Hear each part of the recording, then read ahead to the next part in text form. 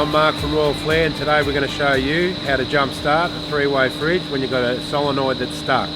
First of all, you've got to take your vent cover off. Donnie will take that off for us. Just take the vent cover off.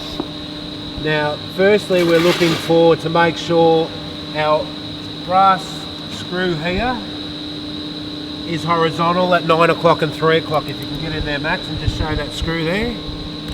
That's at 9 o'clock, 3 o'clock, dead straight. That helps with the gas flow. Second of all, we're going to remove the terminal cap off the solenoid. We'll undo the screw. Remove the cap. And we've got our 3 spade terminals there. We're going to excite the solenoid now with a 12-volt battery. We're just putting the positive on the left top and negative on the right top, and we'll hit it about 4 or 5 times, Donnie. This is just exciting the solenoid, the gas solenoid, to allow the gas flow to come through again. We'll reconnect.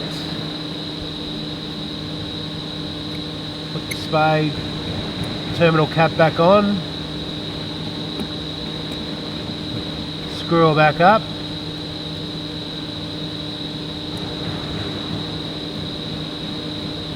And that's excited the solenoid now, so we'll be able to go in and get her going on gas. So as you can see, we've jump started the solenoid, excited the solenoid, gas is flowing now, and we've got flame in the corner here. She's all ready to go. Thank you very much.